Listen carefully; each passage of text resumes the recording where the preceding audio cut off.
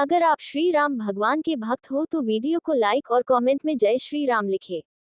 एक चोर था, मंदिर में गया चोरी करने, देखा था कोई चीज नहीं मंदिरों में, शंकर के मंदिर में ज्यादा कोई चीज नहीं होती, शिवलिंग, लोटा और गंगा जल। अब जाके देखा तो एक बड़ी घंटी ठंग रही थी। क्या ठंग रही थी? अब यह घंटी देख के खुश हो गया कि भाई यह घंटी को तो ले जाऊंगा, भाई बेचूंगा तो कुछ मिलेगा। अब उसके भाव में आप गए, जाकर घंटी चुराने गया तो देखा कि भाई घंटी तो ऊपर लटक रही है। कोई टेबल हो, कोई चेयर हो, कुर्सी हो तो उठाऊंगा, कोई कुर्सी दिखी नहीं। बड़ा विचार किया कि अब कैसे गलती लूं, और घंटी भी तन रही थी तो शंकर जी के लिंग के ऊपर ही तन रही थी। इसने रेखा भाई बहुत ढूंढा, चोर को ज्यादा टाइम भी तो मिलना चाहिए ना, इसलिए टाइम ज्यादा नहीं, कोई पकड़ ले तो क्या करे, शिवलिंग पर ही चढ़ गया घंटी उतारने के लिए। किस पर जरा लिंग पर चढ़कर घंटी उतारने लगा, और जैसे घंटी उतरी भी नहीं है, नीचे भी नहीं उतराने सुनकर जी प्रकट हो गए। और माता जी साथ में ही खड़ी हैं।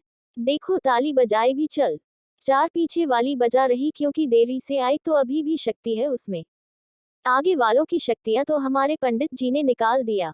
खूब ताली बजा बजा के शक्ति निकल चुकी है।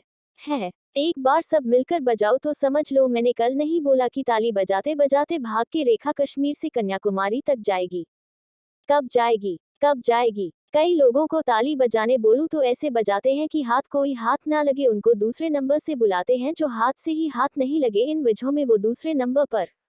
हाँ, अब शंकर जी माँ को भी साथ ले आए तो माता पूछती है कि हे भगवान, यह भोलेनाथ जी में तो क्या बोलूं, यह चोर के सामने मेरे को लेकर आ गए। उधर ही माता जी डांट, ये शंकर जी कह रहे हैं ये तो चोरी करने आया, इसको क्या आशीर्वाद देने आया हो। इतने में शंकर जी चोर को बोले, तुझे क्या मांगना है, मांग, मैं बहुत प्रसन्न हूँ। और माता जी गुस्से में आ गई, हाथ पकड़कर शंकर जी को कहती, अरे यह थोड़ा समझो तो सही, मेरी बात तो सुनो। इतने में वहां पहुंच गए चोर को वरदान देने। यह तो घंटी चुराने आप पर पैर रख के ऊपर चढ़ा है और आप इसको वरदान देने आ गए। तो शंकर जी कहते हैं, भाई पार्वती, मैं जो करता हूँ सोच समझ कर करता हूँ। किसी ने मुझ पर विल मंत्र चलाया, किसी ने मुझ पर मतदान चलाया, किसी ने मुझ पर गंगा जल चलाया, इसने खुद को ही मुझ पर चढ़ा दिया है। ऐसा वक्त का यह नहीं दिखा रहा, ऐसा परम भक्त तो प्रकट हुआ है, इसको वरदान दूंगा। कहने का मतलब है कि यह शंकर है। हमारे आचार्य जी ने बताया ना कि कोई देर से आते हैं देवता, कोई धीरे आते हैं। आपके कुल देवता की आप कितनी ही पूजा करते हो, लेकिन घर में आज भी कहीं ना कहीं बीमारी, दुख, संकट है, या क्योंकि उनको रिझाना मुश्किल है। हर एक जल्दी नहीं रिझते। यह नातों के नातेवों के देव महादेव तो हैं, लेकिन बोलो के झुंड के नाथ हैं, भोलेनाथ हैं। हाँ, यह देवों के देव महादेव नहीं है, बोलो के नाथ भोलेनाथ हैं।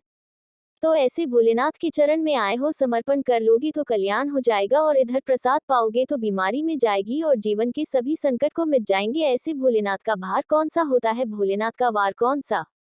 सोमवार, भगवान भोलेनाथ ने आशीर्वाद दिया था श्री ऋषि को, आपने चंद्रशेखर आज तक हम सुना होगा, तो चंद्रशेखर चंद्रशेखर चंद्रशेखर से एक कर, अचानक से एक कर, अचानक से एक कर रक्षा माँ भगवान भोलेनाथ की लिंग को पकड़े के मार्कंडेय जी रोते हैं कि आज मेरा 16 वर्ष पूरे होने वाला है, यमराज मुझे ले जाने वाला है, मैं चले जाऊंगा, आपके भक्ति कैसे करूंगा।